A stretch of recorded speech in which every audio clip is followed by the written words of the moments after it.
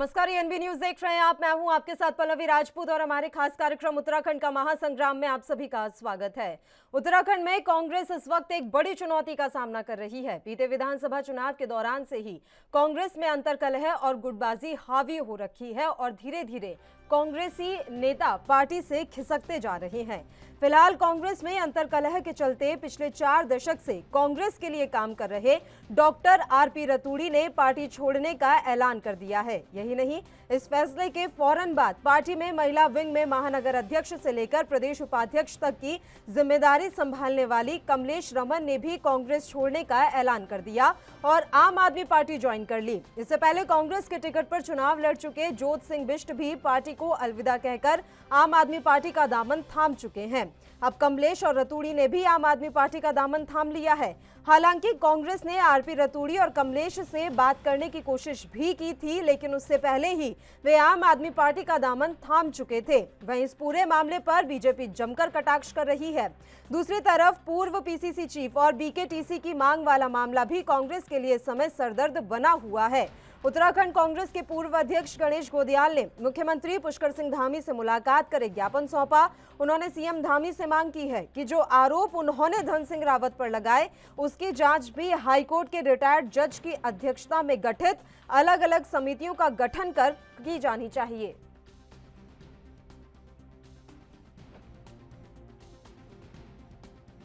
कमलेश रमन जी हमारे कांग्रेस के बहुत वरिष्ठ नेता हैं और डॉक्टर आरपी रतूड़ी जी हमारे कांग्रेस के बहुत महत्वपूर्ण पदों में भी रह चुके हैं और कमलेश रमन जी यहाँ महानगर कांग्रेस की अध्यक्ष रही हैं। अभी वर्तमान वो महिला कांग्रेस की प्रदेश उपाध्यक्ष भी हैं।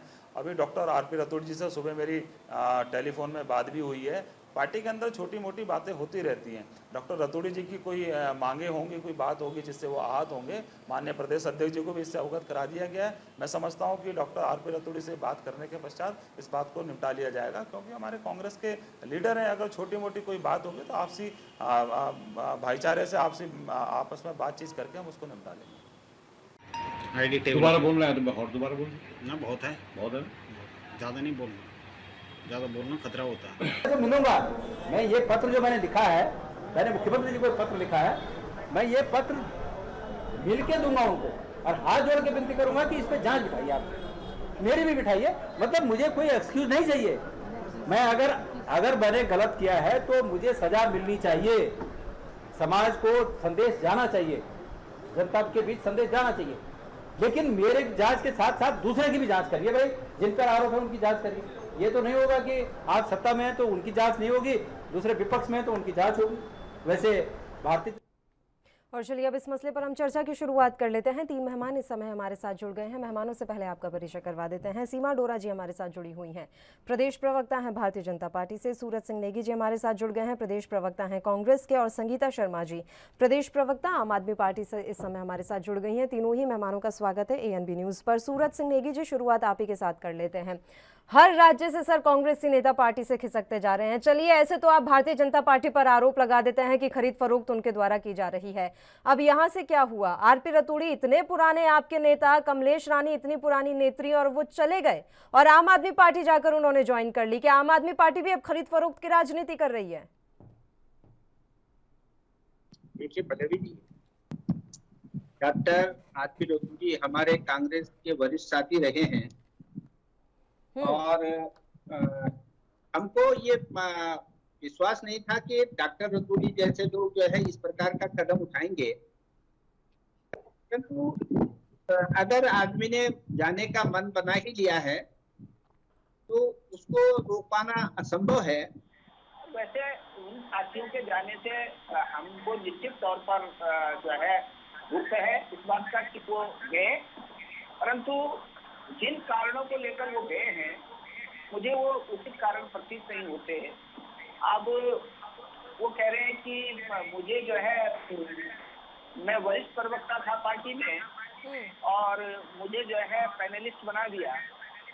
देखिए, एक पार्टी में एक व्यवस्था है कि माननीय प्रदेश अध्यक्ष जी ने मीडिया कमेटी को भंग कर दिया और जितने भी वरिष्ठ प्रवक्ता थे सभी को जो है फिलहाल पैनलिस्ट में डाल दिया। और उसने कहा एक तो जो कामकाज है उनके कामकाज को देखेंगे और कामकाज को देखने के बाद जो लोग बढ़िया काम करेंगे उनको प्रोत्साहित करेंगे, जो लोग काम नहीं करेंगे उनको जो है मीडिया कमेटी से बाहर करेंगे। तो इस प्रकार से जो उनका आरोप है उसमें कहीं कोई ज्यादा दम नहीं नजर आ रहा है। और रही बात पार्टी छोड़ने की, तो कोई ऐसा उचित कारण मुझे नहीं लगता कि कोई उचित कारण था। हर शख्स के लिए यही कह देंगे क्या कि उनके जाने का हमें कोई उचित कारण लगता नहीं है? ये कैसे संभव है कि हर जो शख्स आपकी पार्टी से जा रहा है सारी कमी और खामी उसी में है? सर, ये एक आप लोगों ने मंत्र बना लिया है कि कोई जा रहा है यानी कि या तो वो लालची होगा, या वो ईडी से डर गया होगा, या फिर उनका कारण हमें समझ में नहीं आ रहा है। हम ये क्यों नहीं सोच पा रहे हैं कि कोई जा ही क्यों रहा है? किसी के मन में पार्टी छोड़ने की बात आ ही क्यों रही है? ऐसी क्या कमी रह जा रही है? क्या हम बात नहीं कर पा रहे? आपसी सामंजस्य की कमी है? इन सब पहलुओं पर विचार क्यों नहीं कर रही है कांग्रेस पार्टी? मुझे जवाब दीजिएगा इसका। उससे पहले मैं अन्य दोनों मेहमानों का भी एक एक रिएक्शन ले लेती हूँ। सीमा डोरा जी, आपको मेरी आवाज मिल रही है? जी जी जी। सीमा डोरा जी, अब आज गणेश गोदियाल ने मुलाकात की पुष्कर सिंह धामी से, और वो कह रहे हैं कि धन सिंह रावत पर जो आरोप उनके द्वारा लगाए गए हैं उन आरोपों की भी जांच करवाइएगा और रिटायर्ड जज से करवाइएगा, अलग अलग समिति का गठन करके। उम्मीद करते हैं कि जांच के मामले में किसी तरह का कोई दोहरा रवैया नहीं अपनाएगी सरकार। जी देखिए, उनका अधिकार क्षेत्र है। उन्होंने जो धामी जी से कहा वो बिल्कुल उनको जो कहा वो हमने स्वीकारा, लेकिन किस तरह से करना है जांच, वो निष्पक्ष होनी चाहिए। पहली बात यह है निष्पक्ष होनी चाहिए, बिल्कुल उसमें कोई पार्शियलिटी नहीं होनी चाहिए, ये सही है। लेकिन किस तरीके से करनी है ये हमें वो नहीं बता पाएंगे, हम अपने आप करेंगे।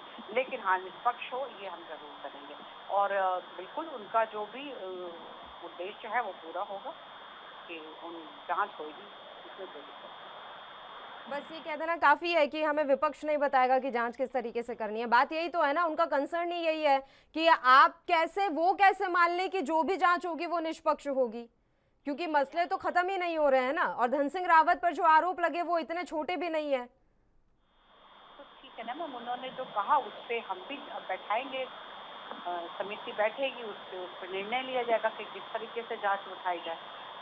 उस तरीके इन्होंने जो कह दिया ये जो बना के थोड़ी ना देंगे हमको कि फ्रेमिंग ये वर्क कर दिया, आप ऐसे काम करो। हम बताएंगे कि हमें कैसे काम करना, लेकिन हाँ निष्पक्ष हो ये तय होनी चाहिए। ये बात बिल्कुल सत्यता उसमें होनी चाहिए, बिल्कुल सबके सामने एक बात सिद्ध होके बाहर आएगी कि भाई जो जांच हुई उसमें क्या निकला। लेकिन कोई ये कह दे कि जैसे मैं कह रहा हूँ वैसे हो, तो वैसे नहीं होता।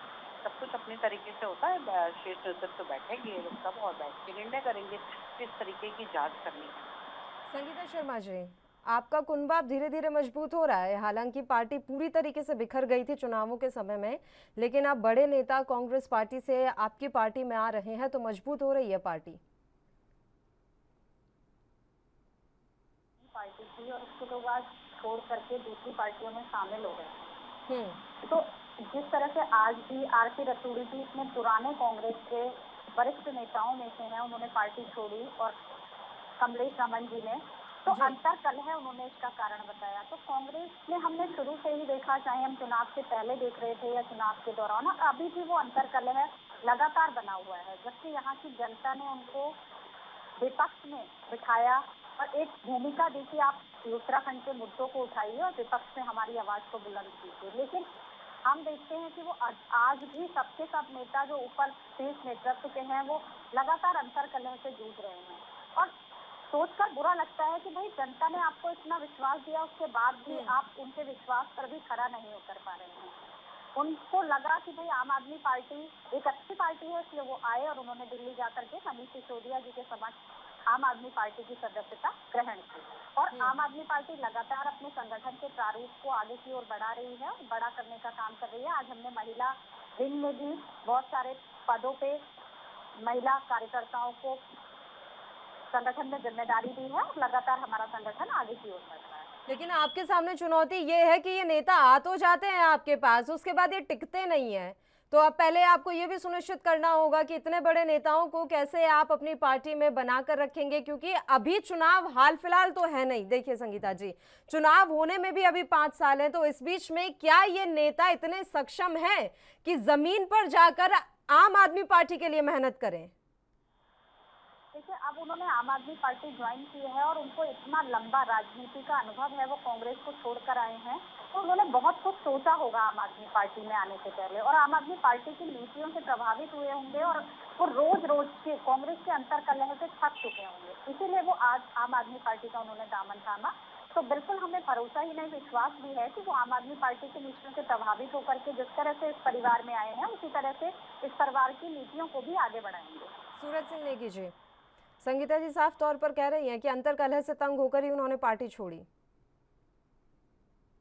देखिए, जहाँ तक कमलेश रमन की बात है या डॉक्टर आरपी रतूड़ी जी की बात है, तो उनके स्तर पर कोई अंतर कलह नहीं है। और देखिए, पार्टी ने उनको बहुत कुछ दिया, पार्षद वो पार्टी के रहे हैं, विभिन्न पदों पर जिम्मेदारियां पार्टी ने उनको दी हैं, और यहाँ तक कि वो जो है सरकार में राज्य मंत्री स्तर भी रहे हैं। तो इससे ज्यादा अब उनकी क्या महत्वाकांक्षा है, क्या है, और जिस पार्टी में वो गए वहां पर क्या उनका भविष्य है, ये तो वो देखेंगे।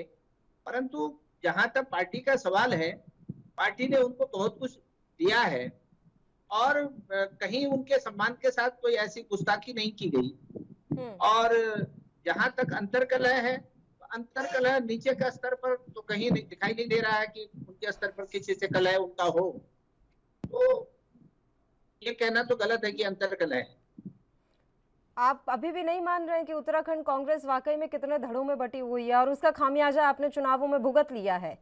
अभी आप मुझे ये बताएं कि सर, इस अंतर कलह को जो आप नहीं मानते लेकिन बाकी सबको दिखती है, इसे खत्म करने के क्या प्रयास किए गए? आप लोगों ने पदों पर दूसरे लोगों को बिठाया, यानी कि पदाधिकारी बदले गए, बावजूद इसके वो बातें इसी तरीके से चलती रहीं और एक एक करके नेता आपके यहाँ से जा रहे हैं, बावजूद आप लोगों को लगता है कि नहीं, किसी तरह की अंतर कलह नहीं है। तो अंतर कलह का मतलब होता क्या है आपकी नजर में? अंतर कलह क्या होती है? आप ये बताइए ना कि कौन सा कलह है भाई? आप बताइए ना कि आपके हिसाब से अंतर कलह होती क्या है, फिर मैं बताऊंगी आपको कि कौन सा कलह है और नहीं है। अंतर कलह की डेफिनेशन आप लोगों ने क्या सेट की हुई है? कोई अंतर कलह नहीं है, किसी स्तर पर कोई अंतर कलह नहीं है। हो सकता है किसी मुद्दों पर जो है पार्टी नेताओं के बीच में आपसी मतभेद हो सकता है, पर कलह नाम की कोई चीज नहीं है। और ये केवल जो है विपक्षी लोगों का प्रोपेगेंडा है कि कांग्रेस में कलह है, कहीं कोई कलह नहीं है।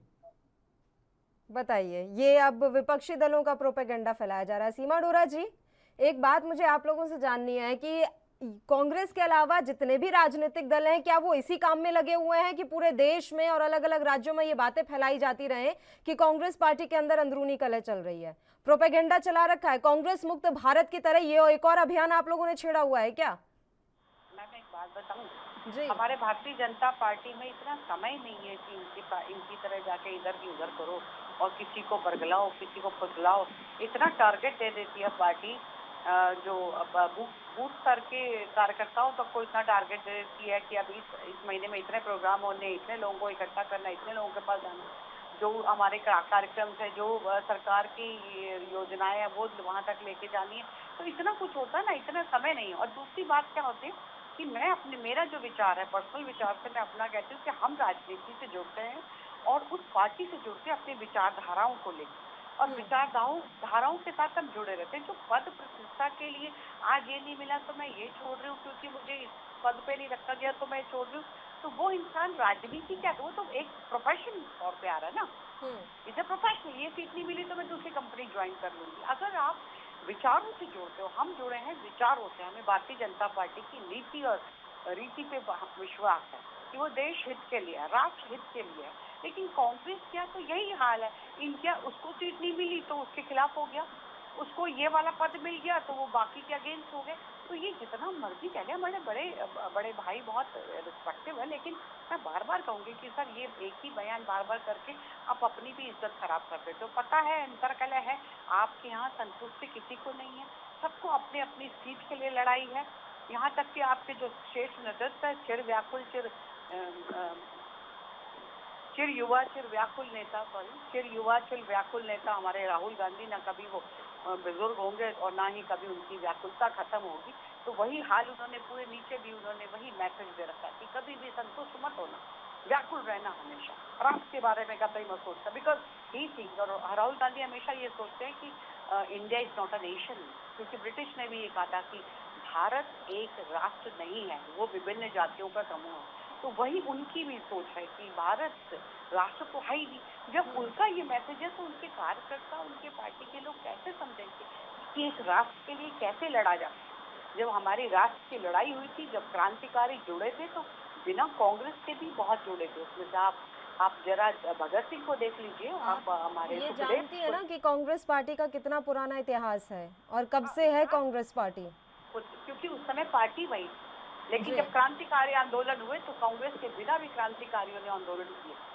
तो इसलिए जिसको राष्ट्र हित में काम करना होगा वो कांग्रेस, जरूरी नहीं कि कांग्रेस के साथ जुड़े।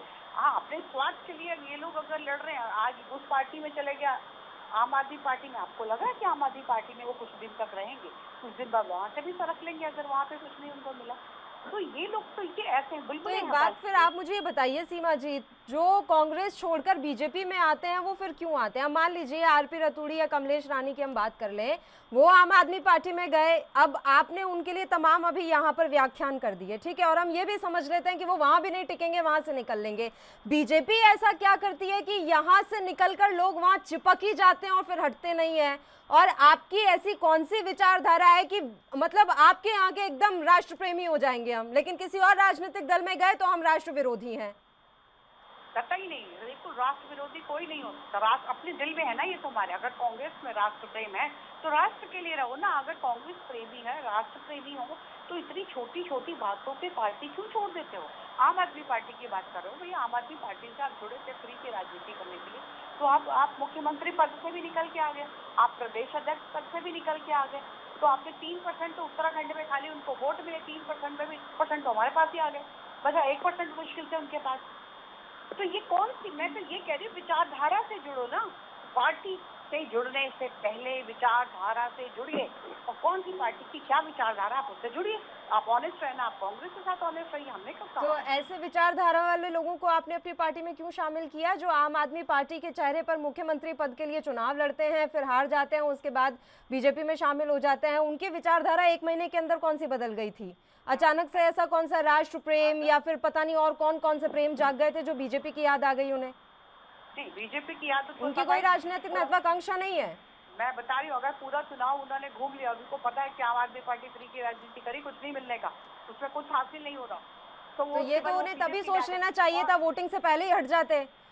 हार गए, उसका 1 महीने इंतजार कर लिया, उसके बाद जा रहे हैं, उसके बाद याद आ रहा है कि आम आदमी पार्टी फ्री की राजनीति कर रही है।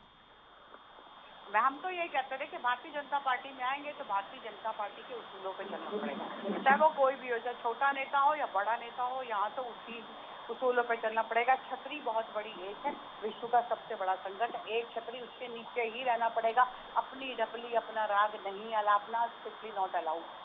ठीक है, तो संगीता अगर जी उस पे चलना है तो आपका स्वागत होगा। मैं आ रही हूँ सूरज जी आपके पास। बताइए संगीता जी, एक बात साफ है, देखिए किसी भी पार्टी से अगर कहीं पे भी किसी को जाना है तो वो सिर्फ बीजेपी में जाए, क्योंकि उसके अलावा अगर आप किसी राजनीतिक दल में जाएंगे तो आपकी इच्छा शक्ति और इसके अलावा आपके राष्ट्र प्रेम पर सवाल खड़े हो सकते हैं। बिल्कुल पल्लवी जी, अगर आप बीजेपी में चले गए तो फिर आप बिल्कुल पवित्र गंगा में नहा लिए, क्योंकि वहाँ कमल वॉशिंग पाउडर निर्मा है जिससे धुल करके आप बिल्कुल साफ हो जाते हैं। बाकी राजनीतिक दल ऐसे नहीं है, तो इसलिए बीजेपी की ये विचारधारा है। देखिए पल्लवी जी, मैं अभी सूरज भाई साहब हमारे बता रहे थे कि अंतर कलह नहीं है। देखिए सूरज भाई साहब, मैं जो आरपी रतूड़ी जी हैं वो आज के नेता नहीं है कि उन्होंने कांग्रेस सिर्फ महत्वाकांक्षा के लिए छोड़ी हो, मैं ऐसा कतई नहीं मान सकती, क्योंकि वो बहुत पुराने कांग्रेस के एक नेता हैं और उन्होंने बहुत लंबे समय तक कांग्रेस के लिए काम किया है। लेकिन जिस तरह से लगातार कांग्रेस उत्तराखंड में 2 धड़ों में बचती हुई लगातार नजर आई, हमेशा 2 दलों को लेकर के लड़ाई होती रही, जिसका खामियाजा चुनाव में भी भुगता। तो जो बहुत पुराना कार्यकर्ता है और जिसकी इच्छा शक्ति है कि वो काम करे, तो उसको लगता है कि वो इस परिस्थिति में कैसे काम करेगा, जब ये आपस में ही लड़ रहे हैं और जो शक्ति है वो बिखर रही है और जिसका खामियाजा हमें इस तरह से मिल रहा है कि हम चुनाव आ रहे हैं, हम जिस उद्देश्य से राजनीति करने आए हैं वो पूरा नहीं हो रहा है, तो वो जरूर छोड़ करके दूसरे दल में जाएगा। इसलिए वो आज आम आदमी पार्टी में आए, वो बीजेपी में भी जा सकते थे, लेकिन वो उस छवि के नेता नहीं है, इसलिए उन्होंने आज आम आदमी पार्टी का दामन थामा।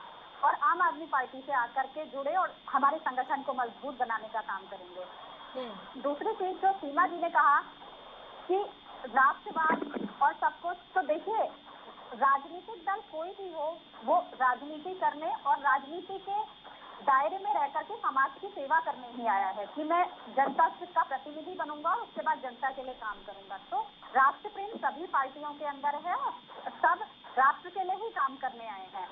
तो बीजेपी में जाकर के अच्छे हो गए और दूसरी पार्टियों में जाकर बुरे हैं, ऐसा बिल्कुल भी नहीं है। और दूसरी चीज जो फ्री की राजनीति की इन्होंने बात की, तो मैं फ्री की राजनीति पे बस इतना ही कहूंगी कि आप, ये मेरा आंकड़ा नहीं है, आप कैग की रिपोर्ट उठा करके पढ़िएगा कि दिल्ली में हमने फ्री की राजनीति करने के बाद भी बजट को सरप्लस पर लेकर के गए हैं।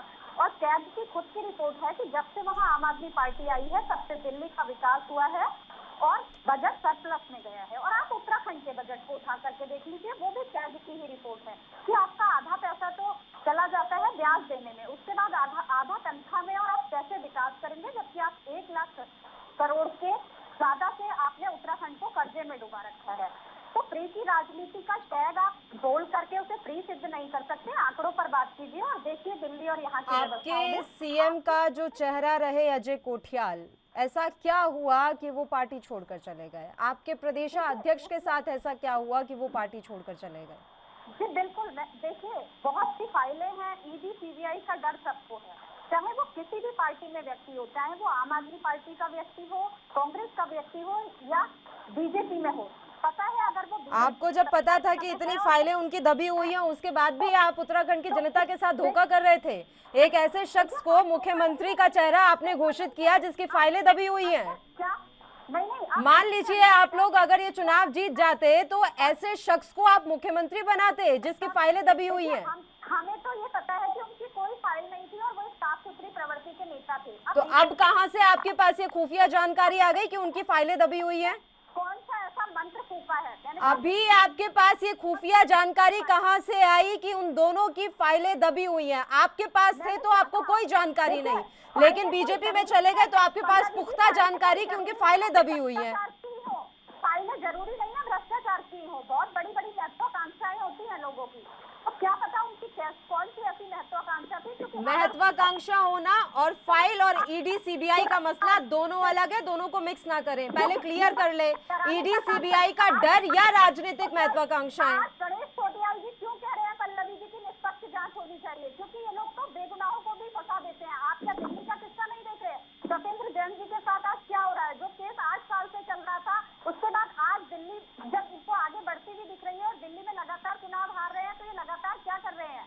कहीं ये खरीद फरोख्त करते हैं, कहीं सीबीआई के डर से डराते हैं, कहीं ईडी के डर से डराते हैं। तो भाजपा का तो अलग ही एक चेहरा और चाल चरित्र है। जो अटल बिहारी वाजपेयी जी हमारे थे पूजनीय, उनकी जो राजनीति थी वो तो बिल्कुल धराशायी हो गई है। वो तो एक ऐसे व्यक्ति थे जिन्होंने एक वोट के लिए सत्ता को छोड़ दिया। और ये ऐसे हैं कि खरीद फरोख्त की राजनीति कर लेते हैं। अगर इनकी सरकार नहीं भी बन रही होगी, कहीं इनकी कम भी सीटें आती हैं, तो ये खरीद फरोख्त करके सरकार अपनी बना लेते हैं।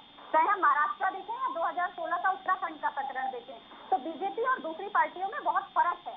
और आज हम कहाँ पहुंच गए हैं बीजेपी के शासन में, चाहे हम उत्तराखंड हो चाहे देश में हो, सब जगह देख रहे हैं। और मैं तो साफ कहना चाहूंगी 19 से ज्यादा राज्यों में इनकी सरकार है। ये शिक्षा मॉडल को, स्वास्थ्य मॉडल को हमारे राज्यों से कंपेयर कर ले जहाँ आम आदमी पार्टी की सरकार है। आए थे अभी इनकी टीम गुजरात से देखने के लिए, क्या मिला इनको? कुछ भी नहीं मिला। एक पीसी भी नहीं कर पाए उसके अगेंस्ट ये। तो बहुत कहनी और करनी में बहुत फर्क है। यहाँ बैठ के कुछ भी बोल ले, लेकिन हम जो रोज यहाँ उत्तराखंड में गर्भवती महिलाओं के किस्से देख रहे हैं लगातार, इसी हफ्ते में हमने 3 ऐसे किस्से देख लिए हैं। तो बड़ी तकलीफ और दुख होता है कि 22 वर्षों बाद भी हम इस कगार पे खड़े हुए हैं, क्योंकि हमने इन दोनों पार्टियों को ही मौका दिया उत्तराखंड में सरकार बनाने के लिए। और आज फिर भी आपको इस बार मौका नहीं मिल पाया। इतनी अव्यवस्थाएं होने के बाद भी आपको मौका नहीं मिल पाया इस समय। पल्लवी जी देखिए, हाँ, जिस तरह से आज का चुनाव हो गया है कि मुस्लिम यूनिवर्सिटी पे चला जाता है, कभी कहीं और राष्ट्रवाद के मुद्दों पर पलट दिया जाता है। जिस दिन चुनाव अगर जनता के मुद्दों पर होगा, महंगाई, बेरोजगारी, फिर तो ना आप पंजाब में आते ना आप दिल्ली में आते, फिर तो ना आप पंजाब में आते ना दिल्ली में आते। अगर वाकई में सब ऐसा ही चल रहा होता तो पंजाब और दिल्ली में तो आप रिपीट हुए हैं, क्यों हुए फिर रिपीट? मुद्दों पर वोट किया है, वहाँ की जनता ने मुद्दों पर वोट। तो आप उत्तराखंड की जनता को क्या कहना चाह रही है? मतलब कि उत्तराखंड की जनता समझदार नहीं है, ये बोलना चाह रही हैं आप? हमने ये नहीं कहा पल्लवी जी जनता समझदार नहीं है। मैंने ये कहा कि जो हमारा मॉडल था, जो हमारी नीतियाँ थी, वो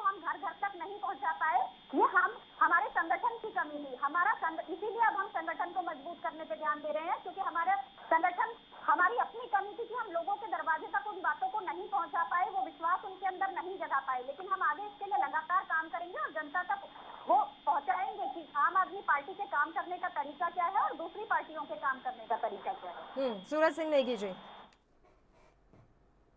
जी पल्लवी जी, हम्म, अभी हमारी बहन कह रही थी कौन कि सी वाली कांग्रेस बहन? दोनों में बहनें कलह, बैठी हैं आपकी, कौन सी वाली के बारे में बात करनी है वो बताइए। सीमा डोरा जी की बात का जवाब मैं पहले दे दूं। जी जी जी, बताएं। तो मैं सीमा जी से पूछना चाहूंगा कि विधायक मालचंद जी भारतीय जनता पार्टी के इतने वरिष्ठ नेता रहे हैं, वो कांग्रेस में क्यों आ गए? राजकुमार जो विधायक रहे इनके सहसपुर से, जी वो कांग्रेस में आ गए, भले ही वो फिर वापस चले गए। तो महेंद्र नेगी गुरुजी, शीशपाल मिश्र जो कट्टर संघी, वो कांग्रेस में आज हैं। महेंद्र नेगी गुरुजी आज कांग्रेस में हैं। दान सिंह भंडारी इनके विधायक कांग्रेस में हैं। तो ये अच्छा, कांग्रेस से जब नेता आम आदमी पार्टी में जाए या भारतीय जनता पार्टी में जाए, तब वो आपसी कलह है। तो मुझे ये भी समझा दो कि ये लोग जो कांग्रेस में आते हैं भारतीय जनता पार्टी से या दूसरी पार्टी से, तो उसके वजह क्या है? तो इसलिए केवल कांग्रेस को आरोपित करना कि कांग्रेस में कलह है और इसलिए सब लोग भाग रहे हैं, अरे भाई ये आज कुछ आना जाना दलों में लगा हुआ है।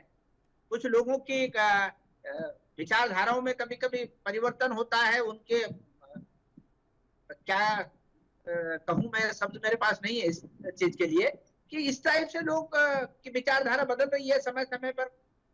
अपने परिस्थिति के हिसाब से लोग दल भी बदल रहे हैं। तो ये स्थिति है। अंततः नुकसान किसका? जहां अंततः नुकसान किसका? देखिए, नुकसान जिस पार्टी से लोग जाते हैं, नुकसान निश्चित तौर पर होता है। परंतु आप ये देखिए ना कि जहां तक सम्मान की बात है, डॉक्टर आरपी रतूड़ी जी को हमने जो है राज्य मंत्री का दर्जा भी दिया, उनको पार्षद भी बनाया पार्टी ने, उनको बड़े बड़े पद भी दिए। अब उसके बाद वो संतुष्ट नहीं हो पा रहे हैं, तो अब उसका तो क्या उपाय हो सकता है?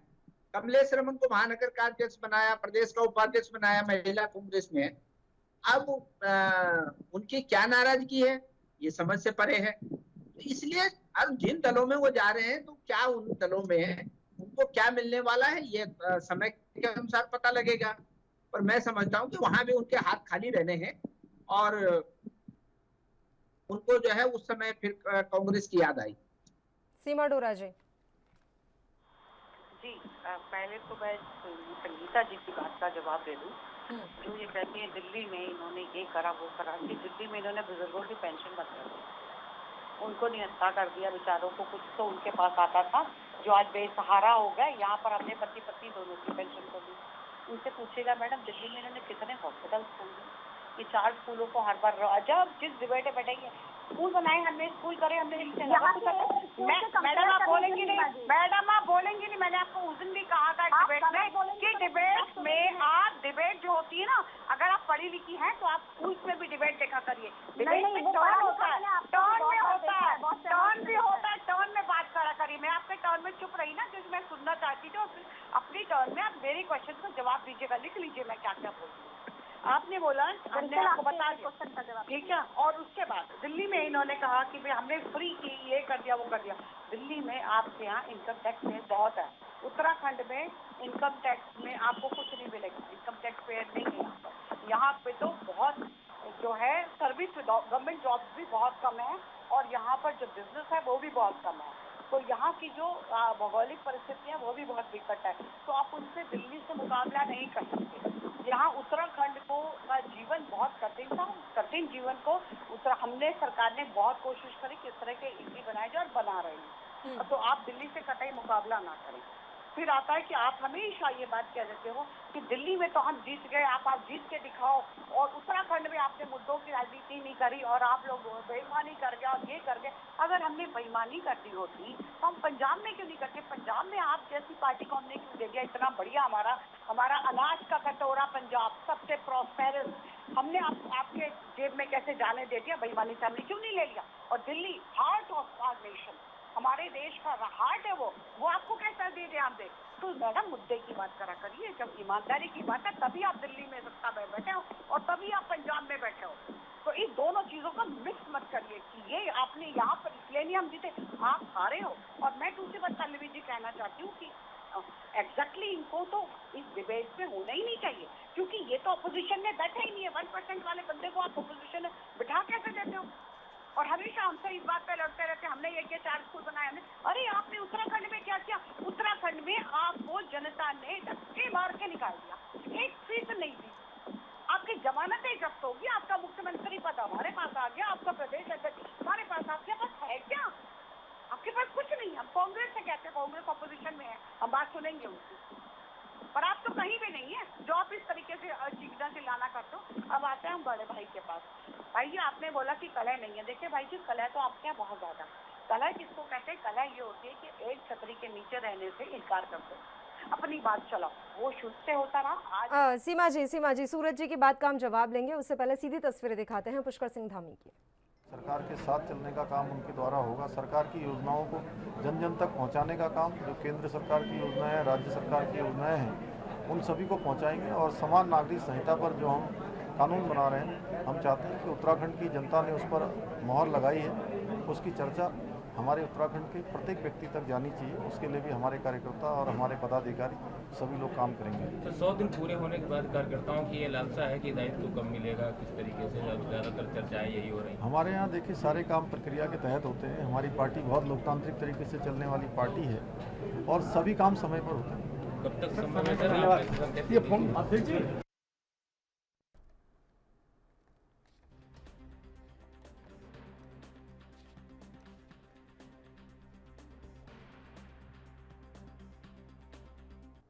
और चलिए एक बार फिर से हम अपने मुद्दे का रुख करते हुए चर्चा की शुरुआत कर लेते हैं। सीमा जी, आप ही का रुख करेंगे। अब आप सूरज जी की बातों को जवाब दीजिए। मैं अपने बड़े भाई से ही कहना चाहती हूँ कि भाई जी देखिए, अगर सच्चाई हो उसको स्वीकारने में कोई हर्ज नहीं होता। स्वीकारिए और उस पर काम करना शुरू करिए, क्योंकि आप एक विपक्ष। उन्होंने 2-3 नाम भी गिनाए थे ना सीमा जी, जो आपके यहाँ से निकलकर कांग्रेस पार्टी में गए थे, तो वो यही पूछ रहे थे कि क्या वो भी अंतर्कलह थी? मेरी बात सुन, मैंने आपको भी पहले अपनी बात में क्या बोला था कि जो लोग सिर्फ अपने लिए राजनीति करते हैं, अपने स्वार्थ के लिए राजनीति करते हैं, वो दल बदलते रहते हैं, चाहे वो कांग्रेस से बीजेपी में आए, बीजेपी से कांग्रेस में आए, लेकिन जब विचारधारा के साथ जुड़ते हैं वो नहीं जाएंगे। तो मैं तो कह रही हूँ कि जो कांग्रेस के, जो अगर सच्चा कांग्रेसी होता तो नहीं जाता। आज आम आदमी पार्टी में सिर्फ इसलिए गए कि मुझको यहाँ से प्रवक्ता नहीं बनाया गया, वहाँ से सीट नहीं दी गई, तो ये गलत है। चाहे वो किसी बहुत कांग्रेसी नेता आए हैं आपकी पार्टी में, तो आप मुझे थोड़ा क्लियर करेंगे वो फिर क्यों आए हैं? कौन सी अपनी राजनीतिक इच्छा शक्ति को पूरा करने वो आए हैं? कौन सी महत्वाकांक्षा थी? क्योंकि आप ही ने कहा अगर सच्चा कांग्रेसी होता तो पार्टी छोड़ता ही नहीं। अब जो सच्चा कांग्रेसी नहीं है वो सच्चा बीजेपी वाला कैसे बन जाएगा? अपनी पार्टी छोड़कर बीजेपी में आ रहा है, उसके बाद आप ये भी उम्मीद कर रहे हैं कि आपके विचारधारा में वो घुल मिल जाएगा। कितने नेता आए हैं आपके यहाँ, तो फौज की फौज है कांग्रेस के नेताओं की। देखिए, हमारे वाजपेयी जी ने कहा था कि एक समय ऐसा आएगा कि भारतीय जनता पार्टी की एक पार्टी होगी, सारी पार्टियां उसमें विलय हो जाएंगी। तो देखिए, समय आने पे ये होने वाला है, तो ये तो शुरुआत है अभी। लेकिन अगर फिर भी वो पानी के बुलबुलों की तरह सिर्फ अपने स्वाद के लिए आएंगे तो वो चले भी जाएंगे। उनमें से कुछ आते जाते भी रहते हैं, जैसे इन्होंने नाम बताया 1-2 का। तो मैं आपको वो बात कह रही हूँ कि समय तो देखिए आने वाला है, लेकिन आज की डेट में अगर हम विपक्ष की बात करें तो फिर भी कुछ समय, कुछ आशाएं हम कर सकते हैं कांग्रेस के साथ कि आपके पास अभी 19 सीट हैं, तो आप काम कर लीजिए, अपनी पार्टी को मजबूत कर लीजिए। आपके यहाँ कलह है, इस बात को स्वीकारते हुए उस कलह को दूर करने के उपाय सोचिए। उपाय आपके सिर्फ शेष नेतृत्व सोच सकता है जो शून्य है, तो वो उसमें आपको काम करना है, तो नेतृत्व में काम करना है। बाकी बार बार डिबेट्स में एक ही बात कह देना हमारे यहाँ कलह नहीं है, तो वो तो देखिए साफ साफ सबको पता है कि झूठ है। आपके यहाँ कलह है, आपके यहाँ कोई एक साथ काम करना नहीं चाहता। अगर एक अध्यक्ष ने कह दिया कि ये काम करना है तो दूसरा कहेगा मुझे कहता ही नहीं करना, तीसरा कहेगा सिर छोड़ दो, तो सब अलग हो जाओ। तो ये सब चीजें आपके यहाँ है जिसपे काम करने की जरूरत है, और अगर आप लोग मिलके रहेंगे तो जरूर काम कर पाएंगे। अब ये भी बता दीजिए, कांग्रेस के विधायक भी चल रहे हैं कि आपके संपर्क में कुछ? नहीं, देखिए, हम संपर्क में चले या ना चले ये उनके ऊपर है, पर इनके तो 19 भी इनके साथ नहीं चल रहा है, ये इनको अच्छे से पता है। लेकिन हम ये कहते हैं कि अगर सच में, अगर वाकई हम अटल जी की बात को विश्वास करते कहते हैं, क्योंकि बड़ों का कहा और आंवले का खाया बाद में मीठा लगता है ना, तो वो वही बात है कि उनकी बात हमेशा याद रहेगी कि एक समय ऐसा आएगा सब सारी पार्टी जो है वो भारतीय जनता पार्टी में विलय हो जाएंगे, तो वो समय आने वाला है। बाकी इनके कितने विधायक कब आएंगे ये तो समय बताएगा। सूरज जी, देखिए बहन सीमा जी काफी बातें कर रही हैं। अब जो भारतीय जनता पार्टी से कांग्रेस में आता है उसके लिए कुछ नहीं है जी, वो उनकी महत्वाकांक्षाएं हो जाती हैं, कहीं पार्टी की विचारधारा से राष्ट्रवाद से वो हट जाते हैं। तो ये कहना गलत है कि कांग्रेस में अंतरकलह है इसलिए कांग्रेस से लोग जा रहे हैं। हम ये कहते हैं कि भारतीय जनता पार्टी इस समय जो है, जैसे हमारी बहन कह रही है कि विश्व की नंबर 1 पार्टी है, हमारे यहाँ राष्ट्रवाद है, हमारे यहाँ अटल जी का नाम ले रही है, जबकि देखिए अटल और अडवाणी जी की जो भाजपा थी वो कहीं आज दिखती नहीं है। आज जो मोदी जी का नारा है कि कांग्रेस मुक्त भारत और कांग्रेस युक्त बीजेपी, तो हर जगह जो है कांग्रेस युक्त और दूसरे दलों से खरीद फरोख्त कर करके जिस प्रकार से जो है, और साम दाम दंड भेद, जो खरीद के आए उसको खरीद दो, जिसको डर दिखा के आए उसको डर दिखाओ, ये करो वो करो, उस तरीके से जो कुड़मा बढ़ा रहे हैं, तो केवल कुड़मा बढ़ाने का काम चल रहा है। और सत्ता के बलबूते जो है आज सत्ता का, केंद्रीय सत्ता का, केंद्रीय एजेंसियों का जिस प्रकार से जो है उपयोग किया जा रहा है बीजेपी का कुड़मा बढ़ाने के लिए, वो सर्वविदित है। तो इसलिए जो है हमारा कहना ये है कि अगर कांग्रेस में कला के कारण जो है लोग भाजपा में जा रहे हैं, तो भाजपा से आने वाले लोग हैं वो कौन से कला के कारण है। तो इसलिए जो है छोटी मोटी बातें तो हर जगह होती रहती है, हर मुद्दे पे पार्टी नेताओं में कुछ मतभेद हो सकते हैं, पर उसको हम अगर कलह कहें तो वो मैं समझता हूँ कि उचित नहीं। ठीक है संगीता जी, आपके लिए तो साफ तौर पर ये कह दिया गया है कि आपको तो डिबेट में नहीं बैठाना चाहिए क्योंकि विपक्ष की भूमिका में भी आप नहीं है उत्तराखंड में। देखिए पल्लवी जी, तो इसका मतलब जहाँ पे भाजपा को कुछ नहीं मिला है तो इनका वहाँ सम्मान नहीं होना चाहिए इनकी भाषा में, क्योंकि मेरा ऐसा मानना नहीं है, ये इनका अहंकार बोल रहा है। और हमारी पार्टी में बिल्कुल अहंकार की भावना नहीं है, सबका सम्मान होना चाहिए क्योंकि जनता का एक व्यक्ति भी महत्वपूर्ण है। अगर मैं आम आदमी की एक आवाज बनकर यहाँ बैठी हूँ तो मुझे भी अपनी बात रखने का बिल्कुल क्या कहते हैं, बात रखना उचित है मेरे लिए, क्योंकि मैं उत्तराखंड से हूँ, मैं कहीं बाहर से नहीं हूँ। और दूसरी चीज में इनका अहंकार बोल रहा है, बड़ा वृक्ष वो होता है जो सारे लोगों को साथ लेकर के चले, जो पेड़ जो है फल से लदा हुआ होता है वो कभी भी इस तरह की बातें नहीं करता है। ये लोग भले ही आज पूरे देश में है, लेकिन इनकी अहंकारपूर्ण भावना बिल्कुल सार्वजनिक और दिखाई दे रही है। और एक चीज और, जैसे इन्होंने कहा कि दिल्ली का कंपेयर उत्तराखंड से नहीं कर सकते क्योंकि वहाँ टैक्स सबसे ज्यादा आता है, तो वाकई में दिल्ली का कंपेयर उत्तराखंड से नहीं कर सकते क्योंकि उत्तराखंड में जितने हमारे पास संसाधन है वो दिल्ली में बिल्कुल भी नहीं है। उत्तराखंड तो ईश्वर ने हमें एक ऐसा राज्य दिया है जिसमें सबसे ज्यादा प्राकृतिक संसाधन है, जिन पर अगर हम इच्छा शक्ति हो और अच्छी नियत से काम करें तो राजस्व को कई गुना बढ़ाया जा सकता है और बेरोजगारी को भी दूर किया जा सकता है, लेकिन वो इच्छा शक्ति काम करने की नहीं है। सारी नदियां हमारे यहाँ बहती हैं, दिल्ली में नहीं है उतनी नदियां, सारी चीजें यहाँ है। उत्तराखंड को तो ईश्वर ने ये सारा मुहैया कराया है, उसके बाद भी अगर यहाँ की सरकारें काम नहीं कर पाती तो ये उनकी विफलता को दर्शाता है, ना कि जो सीमा जी ने कहा कि उसका कंपेयर नहीं करना चाहिए। दूसरी चीज, ये हमेशा ये कह देती है कि 4 स्कूल पेंट पोती है। अरे तो अगर 4 स्कूल पेंट पोते होते तो अमेरिका की राष्ट्रपति जी की पत्नी स्कूल देखने के लिए नहीं आती, भारत के ही बहुत से मुख्यमंत्री शिक्षा के मॉडल को देखने के लिए आ रहे हैं, वो नहीं आते। आपके लोग गुजरात से वहाँ की शिक्षा व्यवस्था देखने नहीं आते क्योंकि 4 पेंट करे कमरों को देखने कोई नहीं आएगा, उनके यहाँ भी 4 पेंट करे कमरे बहुत होंगे। तो जो शिक्षा पे काम दिल्ली में हुआ है लोग उसको देखने के लिए आ रहे हैं। तो किस तरह का ये मॉडल आप उत्तराखंड के लोगों तक क्यों नहीं पहुंचा पाए? शिक्षा की क्रांति है।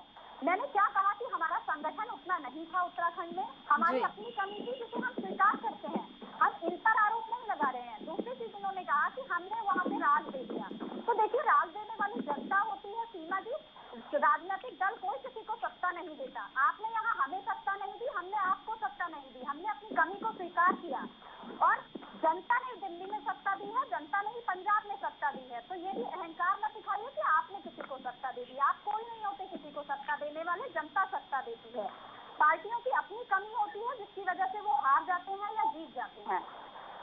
तो जो आप अभी बात कह रही थी, तो ये इतना अहंकार मत दिखाइए कि इन्हें तो यहाँ बैठना ही नहीं चाहिए। आप सबसे बड़ा यहाँ की सत्ता है और देश में भी आज आप ही का राज है, तो थोड़ा सा बड़प्पन दिखाइए और बड़प्पन वाली तो जरा अच्छा लगेगा जनता को भी और हमें भी। और देखिए उत्तराखंड की बात करूं तो उत्तराखंड में तो बेरोजगारी, शिक्षा, स्वास्थ्य, कितनी चीजों पर आपको काम करना है। 5 साल पहले भी आपकी सरकार थी, अभी भी आपकी सरकार है, आपने कितना काम किया है। आंकड़े उठा करके देखें तो उत्तराखंड की बेरोजगारी दर देखिए सीमा जी 8.7 हो गई है, भारत की 7.8 है, हम उससे भी ज्यादा पर पहुंच गए हैं। तो हमें अहंकारी बोलने से बढ़िया है आप इन चीजों पे काम कीजिए कि आपको कैसे राजस्व बढ़ाना है, कैसे एक आत्मनिर्भर बजट बनाना है, जो उत्तराखंड के लिए आत्मनिर्भर बजट बने। क्योंकि मैंने कई बार सुना है आप लोग कहते हैं कि ठीक है व्यवसाय खोल करके नौकरी नहीं मिल गई तो नौकरी के भरोसे क्यों रहना है, लेकिन आज भी 82,000 से ज्यादा पद उत्तराखंड में खाली है सरकारी नौकरियों में, तो आप उन्हें भरने का काम कीजिए। दूसरी चीज, जो आप आत्मनिर्भर की बात करते हैं तो वो स्वयं पे भी अमल कीजिए और जो यहाँ का बजट है उसे भी आत्मनिर्भर बनाने की बात कीजिए कि हम केंद्र के सामने बार बार हाथ न फैलाएं। डबल इंजन की सरकार है, आप अभी कहेंगे कि डबल इंजन की सरकार है तो इसलिए हम ऐसा कर रहे हैं, लेकिन हर बार आत्मनिर्भर भी बनना है। उत्तराखंड के बजट को ऐसा बनाइए जो खुद के भरोसे पे काम कर सके। दूसरी चीज, जो कर्ज है उसको कैसे कम किया जा सकता है उसके लिए योजना बनाइए। और जो आज बच्चा पैदा हो रहा है उत्तराखंड में वो भी कर्ज में डूबा हुआ है, तो ऐसी कोशिश कीजिए कि उत्तराखंड का जो बच्चा पैदा हो वो कर्ज में डूबा हुआ ना पैदा हो, खुशहाल पैदा हो। यहाँ की मातृशक्ति जो हमारी सड़क पर बैठकर जो उनको क्या कहते हैं, गर्भवती महिला को बच्चा हो रहा है, हल्द्वानी की घटना देश पर प्रसव हुआ, तो शर्म आनी चाहिए ऐसी सरकारों को कि जिन महिलाओं ने उत्तराखंड के लिए अपनी जान दी, अपनी अस्मिता को लुटाया, आज उस उत्तराखंड में महिलाओं के साथ ऐसा हो रहा है। तो आपके लिए तो ये शर्म की बात है, इसको अहंकार मत कहिए। आप इस पर काम करेंगे तो ज्यादा बेहतर होगा, क्योंकि सत्ता आपके हाथ में है, आम आदमी पार्टी के हाथ में नहीं है। तो आप दिल्ली को और पंजाब को मत देखिए, उत्तराखंड को देख करके उत्तराखंड के विकास के बारे में सोचिए। मेरी आपको राय है। सीमा जी, मैंने तो पहले ही ये बात कही कि दिल्ली और पंजाब को आप मत देखिए ना। आप कहते हैं दिल्ली और पंजाब में हम आ गए, तब मैंने बोला कि आप कहते हो कि उत्तराखंड में हम नहीं आ पाए क्योंकि मुद्दों में राजनीति। अब आप क्यों बोल रही हैं, आप क्यों बोल रही हैं, आप बोल क्यों रही हैं? अब आप सुनिए ना अपना आंसर। आपको टपकने की आदत है, इसीलिए मैंने कहा कि आप डिबेट में मत बैठा करिए, क्योंकि आपको सुनना नहीं है। आप नहीं बताएंगे, ये चैनल वाले डिसाइड करेंगे कि कौन किसको बिठा। ठीक है, एक एक करके बात कर लेते हैं, एक एक करके बात करते हैं। संगीता जी, सीमा जी, चिल्लाने विराम दीजिए, अपने शब्दों पे विराम दीजिए। आप लोग आपकी सुन रही थी ना, आपने जो बोला सुन रही थी ना। आप चिल्लाने से क्या होता है तुम्हारा? किसी को बोलने नहीं देते, जमीन पे बैठते हो, चार जिनको बैठ करके दिखा देते हो, कहते दिल्ली में ये कर दिया, दिल्ली में वो कर दिया, बनने को मजबूर कर दिया। कोरोना काल में शराब पिलाने युवा शराब के पैसे खरीदा दिया, क्या करते दिल्ली में? आपके पास कुछ बातें बनाते हैं तो आप दिल्ली चले जाते हो। बातें आप मत बनाइए, यहाँ बैठ करके बताइए कितने लोगों को रोजगार दिया, कैसे पहुंची बेरोजगार। आप बताइए दिल्ली में कितने लोगों को रोजगार दिया, कितने लोगों को रोजगार दिया, कैसे नहीं बनी दिल्ली में आप लोगों ने, क्या कर दिया आप लोगों ने दिल्ली में? बताइए क्या जवाब। दिल्ली रोड में दिल्ली में क्या कर दिया आपने ऐसा? दिल्ली को देखने लोग आगे दिल्ली का बहुत इसकी पहले सही है।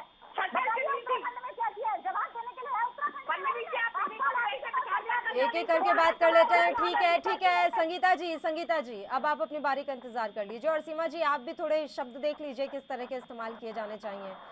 किसी की भी भावनाएं आहत हो जाएंगी तो हम शब्दों का इस्तेमाल भी थोड़ा ठीक तरीके से करें तो बेहतर होगा। अब आप अपनी बात जारी रखिए। ये क्यों बोली? ठीक है, अभी एक एक करके बात करेंगे, दोनों से रिक्वेस्ट है। बोलिए सीमा जी। मैंने यही बोला, मैंने कहा मैं तो खुद ही कह रही थी कि अगर दिल्ली में निष्पक्ष चुनाव हुए, अगर ये कहते हैं कि हमारी सरकार, या इसका मतलब निष्पक्ष हुए, पंजाब में भी निष्पक्ष हुए, तो जब पंजाब और दिल्ली में निष्पक्ष होते हैं तो उत्तराखंड में निष्पक्ष क्यों नहीं हुए जो हमको मिल गई? और अगर लोगों ने नहीं स्वीकारा तो आपको पता होना चाहिए कि यहाँ पे लोग नहीं स्वीकार रहे। और हर चीज, हर जगह की बातें मत बताइए कि यहाँ पर आपको ये करना है। हमें सब पता है कि हमें क्या करना है।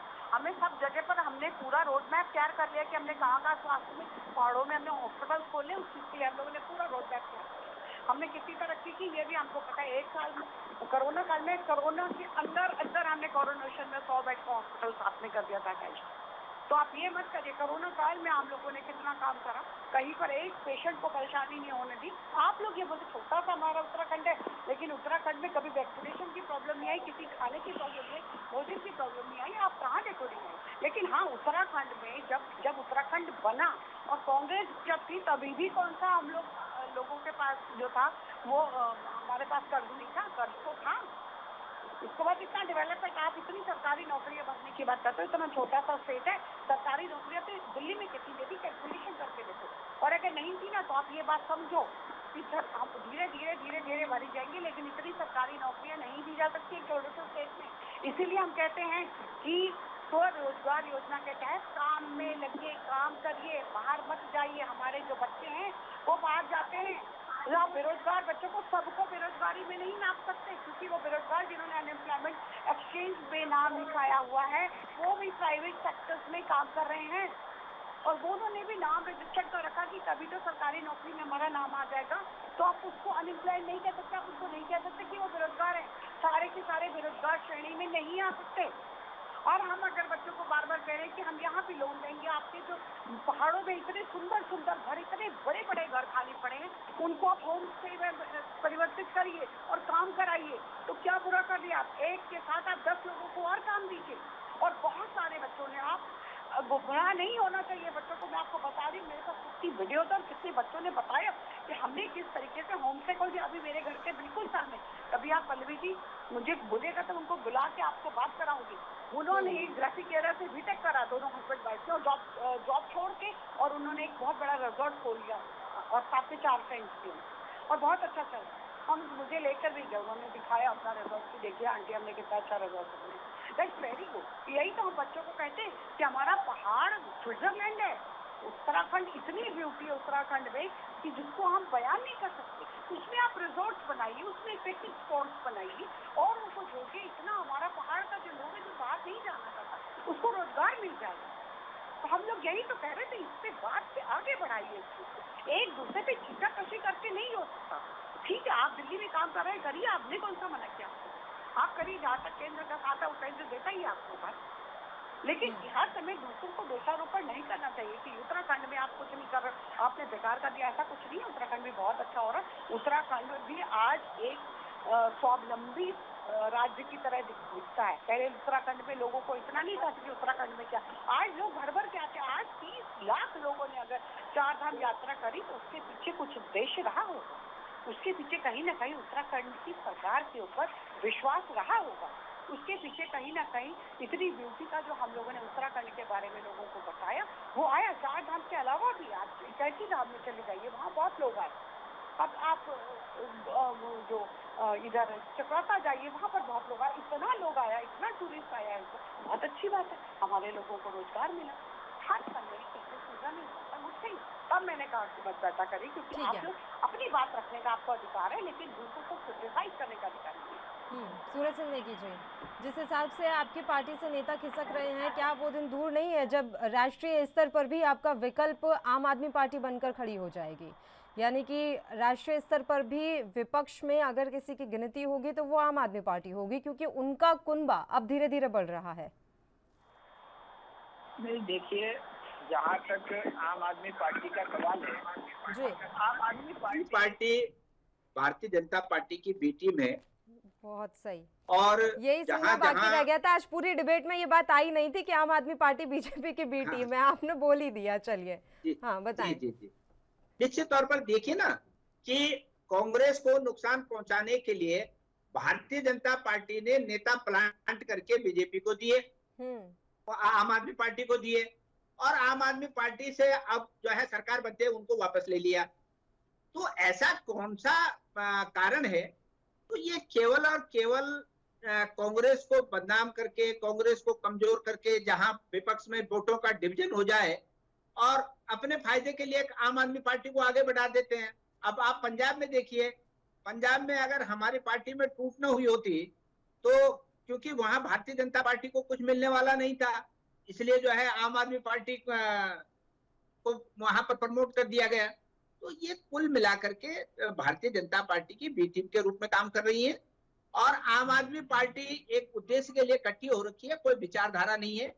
कांग्रेस एक विचारधारा है जो आजादी के पूर्व से ही देश की आजादी के लिए जिन लोगों ने संघर्ष किया, जिन लोगों ने राष्ट्र भावना को, आज तो वो लोग इस स्वतंत्र देश में जो है भारत माता की जय और वंदे मातरम गा रहे हैं। और कांग्रेस के लोगों ने तो तब जब भारत माता की जय बोलने पर कोड़े बरसते थे, डंडे बरसते थे, जेल की सजा होती थी, वंदे मातरम कहने के लिए जो है उस समय वो किया। तो कांग्रेस तो एक विचारधारा है, और बहुत प्राचीनतम विचारधारा है। उस विचारधारा के नेतृत्व में देश ने आजादी का आंदोलन लड़ा, देश को आजादी मिली और आजादी के बाद जो देश का पुनर्निर्माण हुआ वो कांग्रेस की देन है। तो इसलिए जो है ये कांग्रेस विचारधारा है और कुछ लोगों के आने जाने से समय चक्र है, कभी कभी जो है होता है, कुछ ज्यादा ही दिखता खराब है नहीं लोगों चल रहा है को कि आपका जो है समय ये चक्र। हर राज्य में इसी तरह की स्थिति है। वैसे ये डिबेट का मुद्दा नहीं है, लेकिन आप देख लीजिए कांग्रेस में भी अब गोवा में भी आपके 5 विधायक इस समय लापता बताए जा रहे हैं। ये समय चक्र बहुत ही उल्टा चल रहा है। और हर बार ये बात कह देना, मैं फिर कह रही हूँ सूरज जी, अपनी बात मैं रिपीट करूंगी कि जो जा रहे हैं विधायक, नेता, आपके प्रवक्ता जो जा रहे हैं, सिर्फ उन्हीं की गलती हो ये संभव नहीं सर।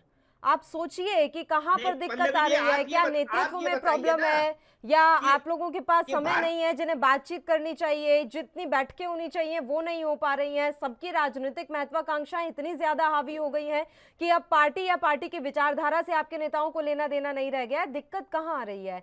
क्या कभी कोशिश की है इन सभी पहलुओं पर बातचीत करने की या विचार विमर्श करने की?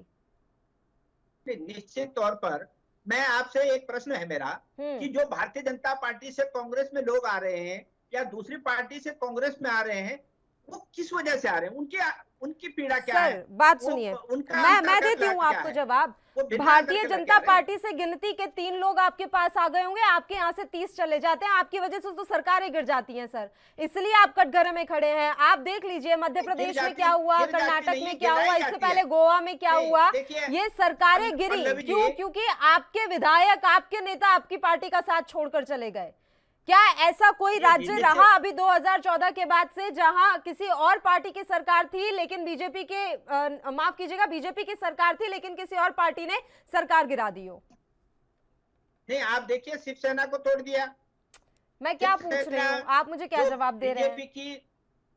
बीजेपी की सहयोगी रही है, बीजेपी की विचारधारा से बहुत नजदीक रही है, उसको तोड़ने का काम कर दिया। तो इसलिए जो है ऐसा नहीं है, हर जगह ये कुछ ना कुछ जो है करते रहते हैं। और आपके नेतृत्व में कोई दिक्कत नहीं है ना सूरज जी? आपके नेतृत्व में कहीं कोई दिक्कत नहीं है? हमारे नेतृत्व में कहीं कोई दिक्कत नहीं है। तैयार रहिए, ये 19 से 1 हो जाएंगे, ये भी आपको ज्यादा समय नहीं लगेगा। आप बात ही नहीं समझना चाहते हैं शायद।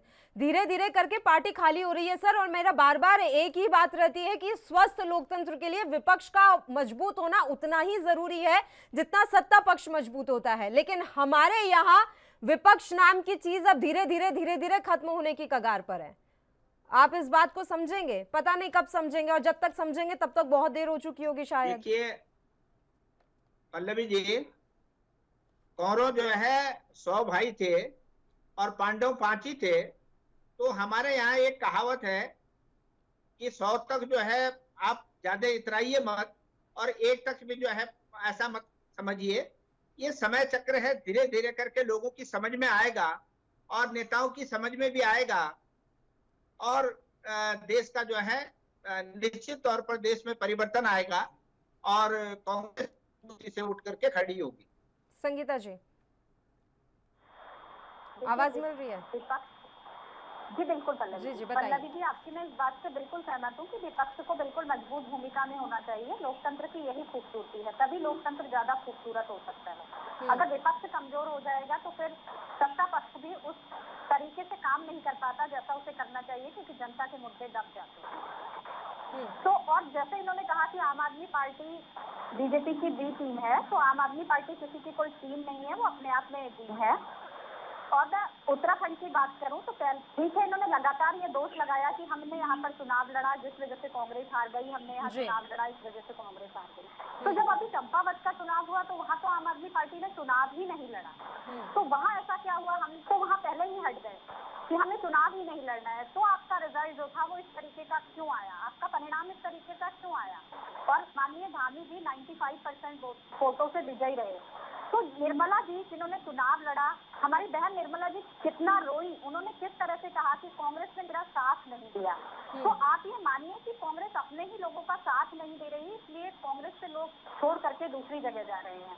आपने उन्हें यहाँ चुनाव लड़ाया, मैं उनका बहुत सम्मान करती हूँ और बहुत ज्यादा मानती हूँ कि उस महिला ने यहाँ चुनाव लड़ा अपने अकेले की बदौलत, और कांग्रेस ने उसका साथ छोड़ दिया। और यहाँ कितने नेता आपके आए, कितने नेताओं ने यहाँ उनके लिए प्रचार किया।